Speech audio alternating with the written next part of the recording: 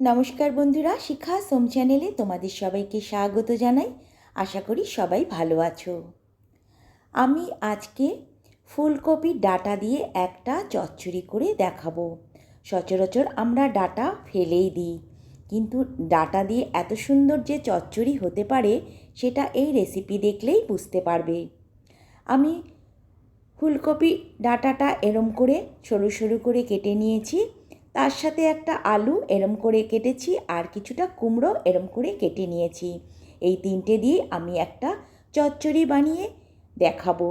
তবে চলো শুরু করি আমার আজকে ফুলকপি ডাঁটার চচ্চড়ি। এই চচ্চড়ি বানানোর জন্য প্রথমে ফ্রাই প্যানে 1 চামচ আমি সর্ষের তেল নিয়ে নিয়েছি।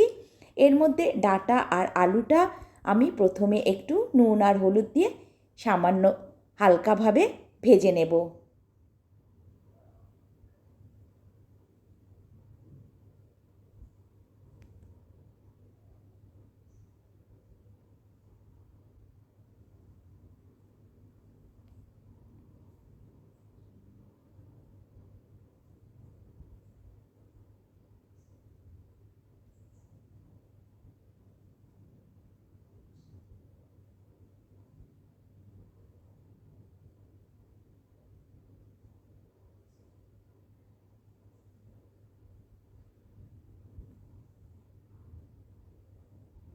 আমার ভাজা হয়ে গেছে। এবার আমি ফ্রাই প্যানে আবারও 1 চামচ সর্ষের তেল নিয়ে নিচ্ছি। এবার আমি কুমড়োটাকে ভেজে নেব।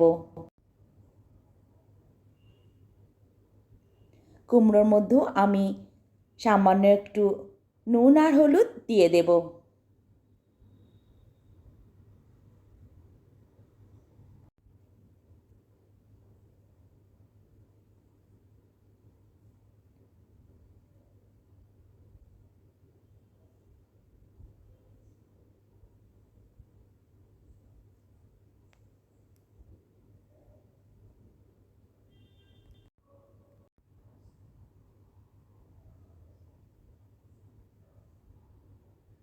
কুমড়োটাও আমার ভাজা হয়ে গেছে। এবার আমি কড়াইতে আবারও 1 চামচ সর্ষের তেল দিয়ে দিচ্ছি। এর মধ্যে হাফ চামচ থেকে কম আমি 5 ফোড়ন দিয়ে দিলাম। সামান্য একটু ভেজে 5 ফোড়নটাকে আমি কপির ডাঁটা আর আলুটা এর মধ্যে দিয়ে দেব।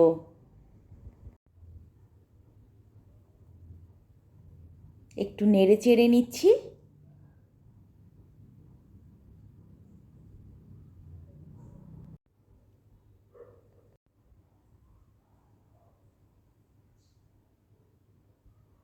এবার আমি কুমড়োটাও এর মধ্যে দিয়ে দিচ্ছি। এবার সবগুলোকে আমি একটু ভালো করে আর একটু ভেজে নেব।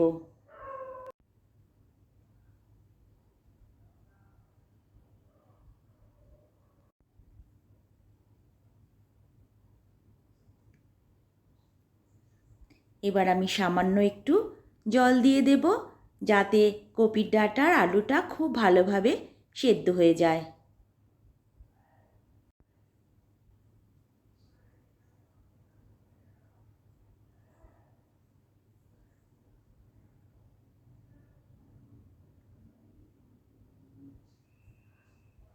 আমি আবারও একটু স্বাদ মতো নুন আর হলুদ দিয়ে দিচ্ছি এর মধ্যে।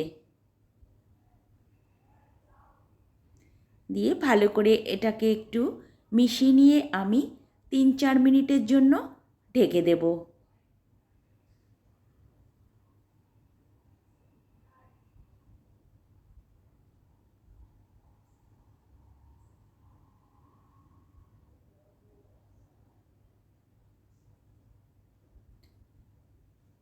তার আগে আমি 2টো লঙ্কাও এর মধ্যে দিয়ে দিলাম। 4 মিনিট বাদে আমি ফিরে এলাম।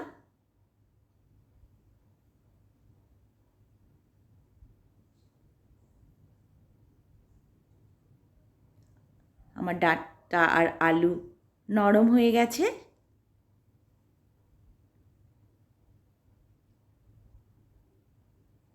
এবার এর মধ্যে আমি 2 চামচ সর্ষে পেস্ট করে নিয়েছি, সেই সর্ষে বাটাটা দিয়ে দিলাম। দিয়ে এটাকে ভালো করে সর্ষে বাটার সাথে মিশিয়ে নিচ্ছি।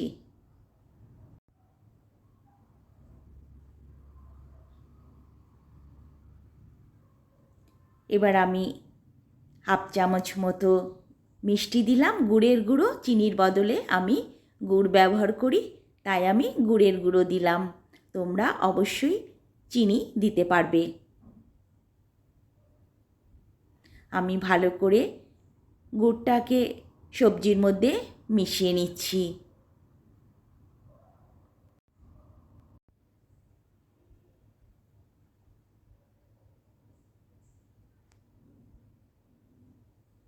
এবার আমি ওপর থেকে একটু নারকেল কোড়া দিয়ে দিলাম 2 চামচ মতো।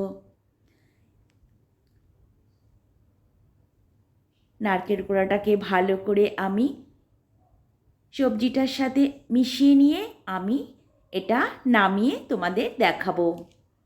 এটা খুবই একটা টেস্টি রেসিপি, গরম ভাতে খেতে দারুণ লাগে।